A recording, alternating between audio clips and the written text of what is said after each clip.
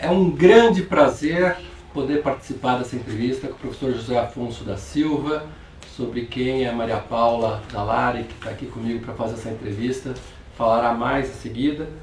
Eu sou Ronaldo Porto Macedo Júnior, sou professor da Faculdade de Direito da USP, sou do Departamento de Filosofia, e no meu currículo tem um destaque especial a minha iniciação científica supervisionada, que foi orientada pelo professor José Afonso da Silva. Então, é um imenso prazer, é uma honra. Professor, cheio de tantas histórias, temos 2 entrevistadores aqui. Bom, eu sou Maria Paula Dallari Bucci, professora do Departamento de Direito do Estado, da USP, e também tive a honra de ser orientada pelo professor José Afonso da Silva no meu mestrado sobre cooperativas de habitação. Depois eu vou fazer uma pergunta sobre isso, mas eu quero antes dizer que para mim também é uma alegria imensa participar dessa entrevista, que é mais do que uma entrevista, é uma celebração ao nosso querido professor, o início da sua jornada comemorativa, do seu centenário. É um professor que tem lições nos livros. Só para dizer, dar uma rápida apresentação para a nova geração que está chegando agora, o professor Zé Afonso da Silva foi se especializando em escrever clássicos. Ele foi escrevendo a aplicabilidade das normas constitucionais.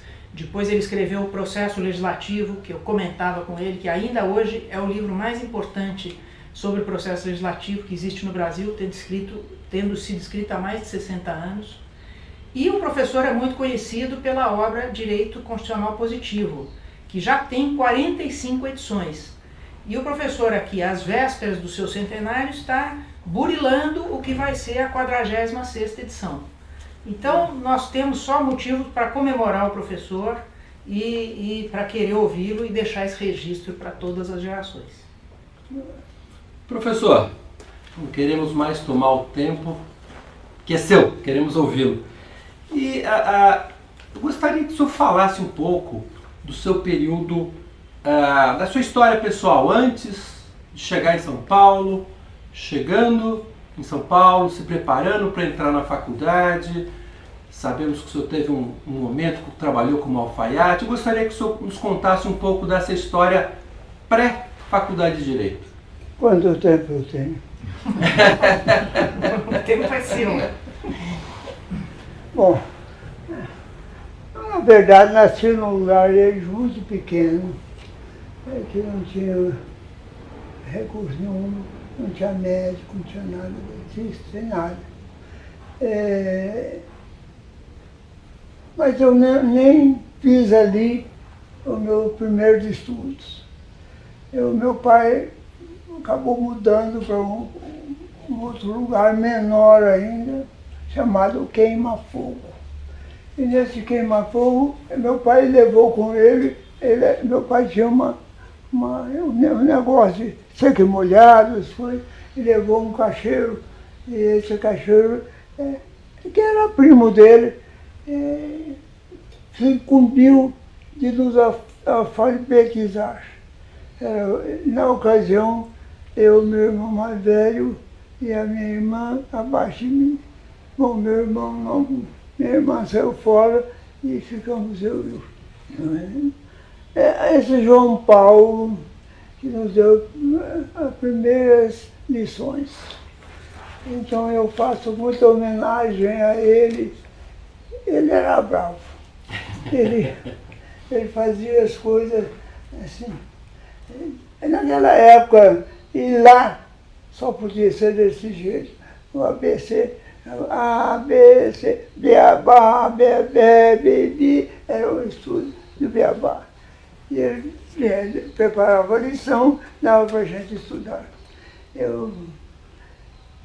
E ele saía e vinha pisando a moda do gato macio, para ver se a gente estava estudando.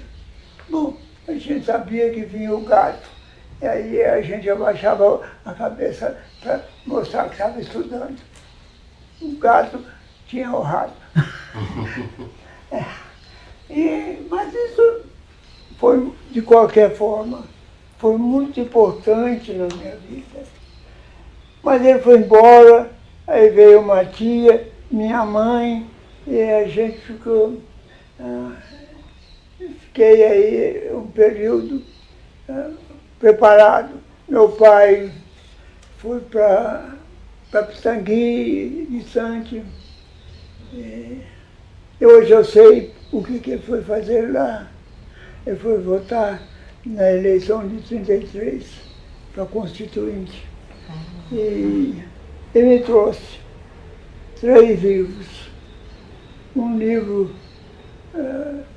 famoso do ensino primário em Minas Gerais, uma cartilha analítica, um negócio assim.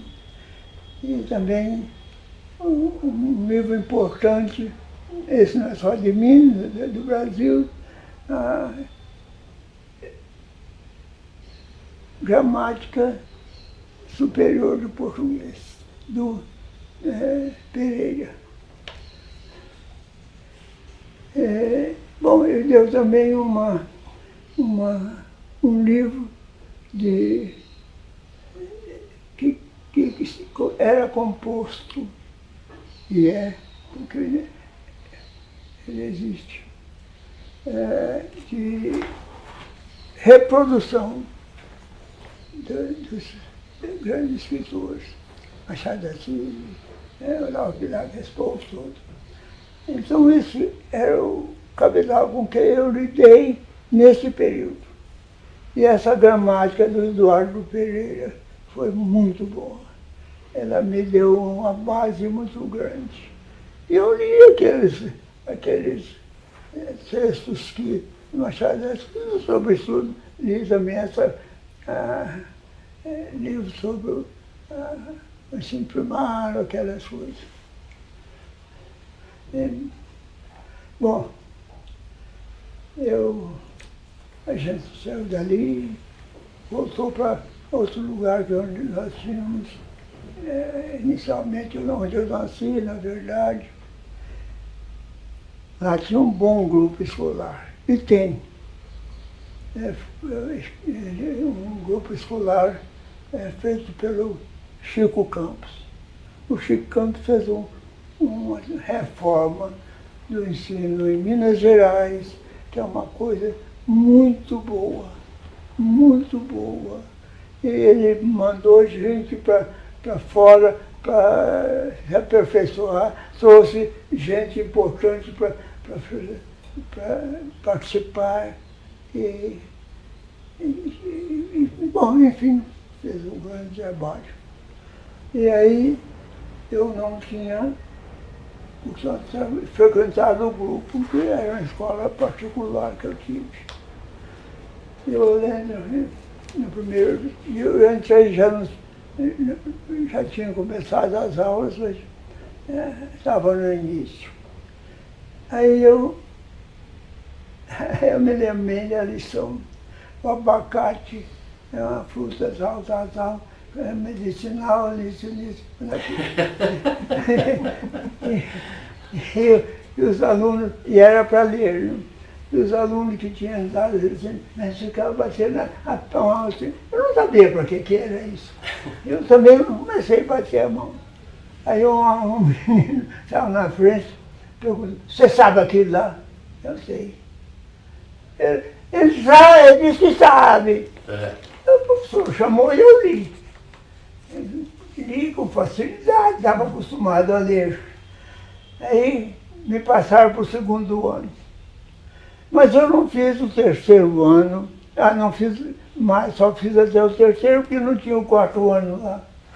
Aí, essa é a bagagem que eu tinha quando eu saí de Burtizal com 16 anos. E com 16 anos veio para São Paulo? Não, com 16 anos eu fui para Sete Lagoas, andei pelos garimpos, garimpei, tentei estudar um pouco de coisa. E aí realmente fomos, depois disso, fomos para Sete Lagoas. Eu fui para alguns garimpos, os garimpos mais importantes aí, batendo um chaula, com aquele aparelho que você pega a terra e joga fora. Bom, aí teve uma coisa interessante nesses garimpos. Uma pessoa que eu não me lembro quem convidou para a gente fazer um teatro. Também vamos fazer um teatro. Eu me lembro que a única que eu me lembro é o panorama visto da ponte, da ponte, que é do... não me lembro do mesmo. E eu fui lá, a gente ficou, mas quase que não deu nada. Aí, bom, depois disso eu fui para Curvelo.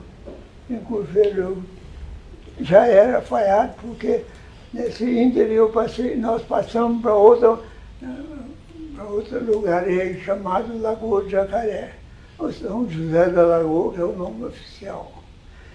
E meu pai montou em Sete Lagoas uma venda. Ele gostava disso.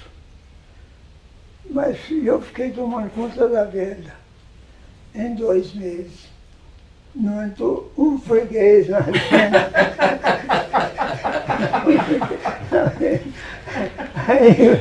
Sua vida de comerciante não durou muito. Aí só foi pro direito. Aí ele foi pro garimpo. Sei. E fomos pro garimpo.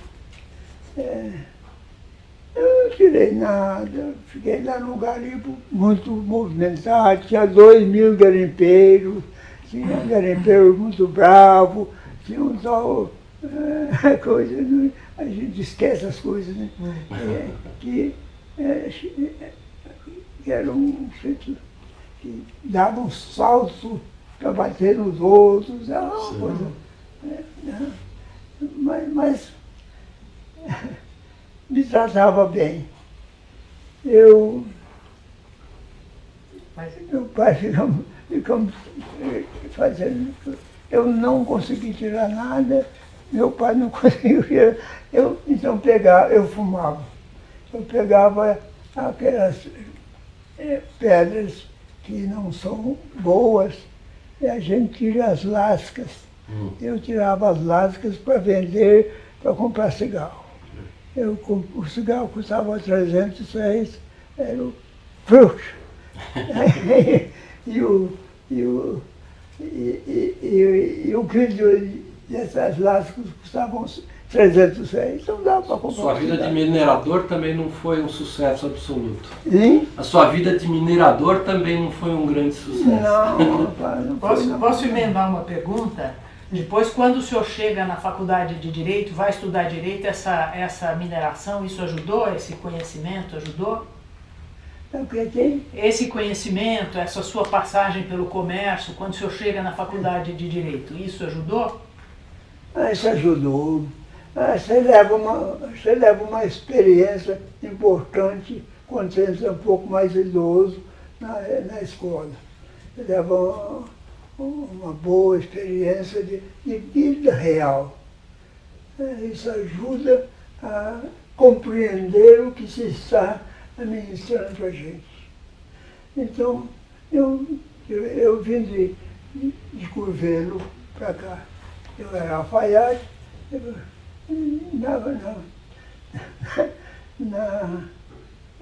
lá em Curvelo. Eu fui para o exército, voltei, montei uma alfaiatariazinha. Aí tem um fato que o pessoal gosta muito de esparramar por aí. Eu tinha uma moça que eu gostava muito, e estava apaixonada, aquela coisa toda, aquela coisa boa do tímido. E eu não tinha coragem de falar com ela. E não falava. E foi passando, fui para o exército, fui do exército. Ela arranjou um noivo, e o noivo veio me pedir para fazer a roupa do casamento.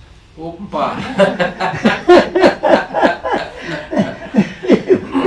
Eu falei, mas não, mas tem gente boa aí, não, mas a noiva disse, professor, é o melhor. Tá bom, então vamos fazer. E fiz. E vim embora. Eu entreguei a roupa no início de novembro, falei, eu não fico mais aqui. Saí de lá.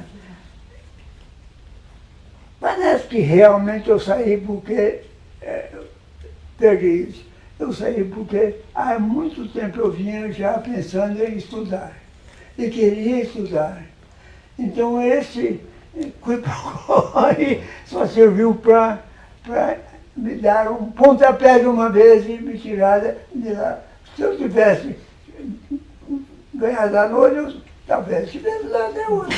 Puxando a agulha, puxando, alinhavando o pano. Mas não é agora. E, bom, eu vim de lá, eu cheguei aqui, cheguei aqui com 22 anos, como alfaiate, o que é uma boa coisa. Alfaiate tinha na época, tinha trabalho de todo lugar. E eu fui me aperfeiçoando, fazendo coisa boa, fazendo coisas melhores. E, bom, enfim, vou contar esse programa todo. E como é que o senhor chega na faculdade de Direito? Como é que eu chego? De onde veio a escolha de estudar Direito, exatamente? Eu não sabia nada de direito. Eu era muito analfabeto. Eu tinha muito pouca noção de certas coisas. Queria estudar, mas não sabia que habilitação estudar. Eu só me encaminhei um pouco, porque quando eu cheguei, no dia que eu cheguei dia 29 de novembro, e fui para uma pensão aí perto, ao lado da estação Roosevelt. E fui pagar, era R$10 à noite. Eu paguei os R$10, R$10 não, 10 cruzeiros na ocasião. Paguei os 10 cruzeiros e falei, então o senhor me mostra o quarto que eu quero descansar, que eu estou cansado. Ele falou, então paga mais 10. Eu falei, não pago. E saí por ali e encontrei uma padaria e entrei. Eles não precisam paletó, eu precisava de paletó. Precisamos. Tá bom. Pode vir segunda-feira. Era sábado. Fui segunda-feira, trabalhei uma semana. Fiz 2 paletós. Ele pagou, ficou devendo mais da metade. Eu falei, eu não vou ficando aí trabalhando, e o cara me devendo, e eu tendo que cobrar, não vou fazer nada, não vou embora. Saí, fui procurar outro emprego e andei por aí. Tive muita coisa. Eu, quando cheguei aqui, quando eu fui, o caso depois da pessoa que chegou onde eu estava na pensão, ele chegou falando, eu sou químico, que não sei o quê, e falou, bababá, eu fiz o Madureza, eu ganhei o ginásio, etc. Seu pai também fez. Contava muito essa história, né? Madureza. E aí eu perguntei, isso tem valor? Ele falou, tem valor. Tem uma lei, que artigo 91, que garante as pessoas com mais de 17 anos, 18 anos, na verdade, pode fazer o ginásio sem frequentar o ginásio seriado. Ele vai lá e se inscreve em uma escola para fazer um exame e faz o exame. É claro que a maioria procura se preparar. E eu fui procurar me preparar. Fiz 4 meses de preparo. E eu me inscrevi, tinha que ser colégio do Estado. Eu me inscrevi no Itu, colégio Feijó de Itu. E fui para lá. Uma semana, chegando lá não tinha mais lugares nos hotéis nem nas pensões. Aí nós fomos, eu e um grupo, nós éramos 20. Lá tinha um seminário de menores. Nós fomos lá. Eles nos arranjaram cama, nos deram comida por preço barato, e nós ficamos lá e eles ficaram me ajudando. E eu tive muita sorte em muita coisa. Inicialmente eu procurei um curso particular para fazer um concurso para o Brasil e fiz e não foi bom. Não consegui. Sabia nada de contabilidade, essas coisas. Aí eu não passei. O professor de matemática ficou desesperado, não sei porquê. Mas, em todo caso, eu devo a ele essa gentileza. Ele falou, não pode ser, você não pode ter sido reprovado. Mas eu fui. Ele falou, vou te ensinar alguma coisa que nesses casos você resolve. Ele me ensinou um pouco da algebra. E aí eu consegui fazer alguma coisa e caiu um tema de 2º grau. E eu fiz. Não dá nada, não dava resultado. Mas cadê o resultado? Não dava resultado, eu via. Aí o que eu fiz? Fiz a nota. Deve ter havido uma troca de sinais, o transferir na coisa. Porque não dá resultado. Não dava mesmo, e eles concordaram. Então, o argumento jurídico já estava lá. Mas a coisa muito interessante nesse jogo, porque vocês tiram o que quiser, mas aí veio uns eram só escritos, outros era só oral. Geografia era só oral. Eu sentei na banca, mas eu não sei nada desse negócio. Sentei, era só oral. Bom, ele me chamou para fazer o exame. Eu disse, ele caiu no Centro-Oeste. Disse, eu não sei tão pobre, é tão crítico. Não tem uma escola, só tem uma escola superior. Eu andava na lua, não tem, não tem. Aí chegou o inspetor e falou, o que é? Eu falei, que tem uma escola superior de direito em Goiânia, ele insiste que não tem. Ele falou, mas tem. Acontece que eu tinha lido no jornal fazia 15 dias que tinha mas a escola lá. É tudo uma questão de sorte, né? Mas era a melhor coisa que eu tive, a